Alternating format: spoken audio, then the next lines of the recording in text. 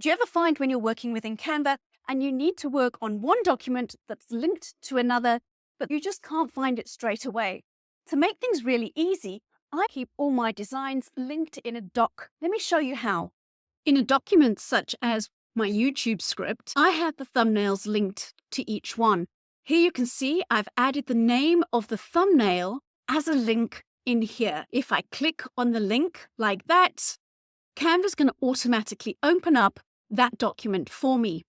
To add a link in your document, select the copy that you want the link to be added to, and here you'll see the little link button appear. Click on it, and then all your recent designs will be down here, or you can search for the link up here in the search area. I'm going to select this one because this is the design, and I'm just going to click Done. And there you have it. When I'm scheduling my weekly posts, I find it very simple to do exactly the same thing. I've laid out all my ideas for my posts this week, and on Wednesday, I'm going to have a carousel.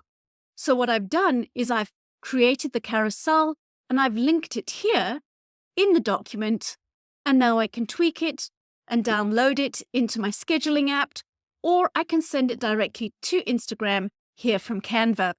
I hope you found this tip useful, and if there's anything else I can help you with design and branding within Canva, please drop me a comment and I'll help you out. My name's Miranda and I teach small businesses simple design skills in Canva so that you can create an awesome visual identity and stand out from the crowd.